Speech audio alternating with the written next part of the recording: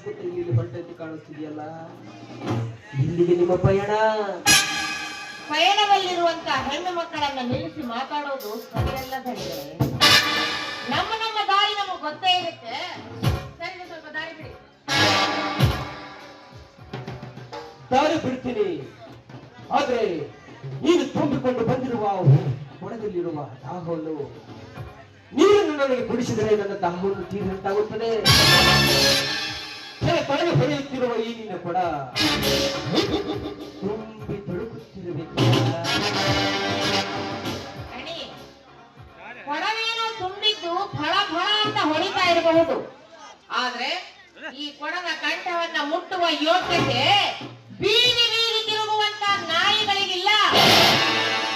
ಇದು ನನ್ನ ಗಂಡನಿಗೆ ಮೀಸಲಾಗಿಟ್ಟಿರುವಂತಹ ಕೊಡ.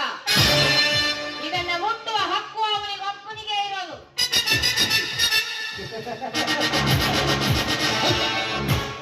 ನಿನ್ನ ಗಂಡನಿಗಾದ್ರೂ ಕೂಡ ಮೀಸಲಾಗಿಟ್ಟಿರುವ ಈ ನೀರನ್ನು ನಾನು ಕುಡಿದರೆ ನಾನು ನೋಡು ದುರ್ಗಾ, ನನಗೆ ತುಂಬಾ ದಾಹವಾಗಿದೆ.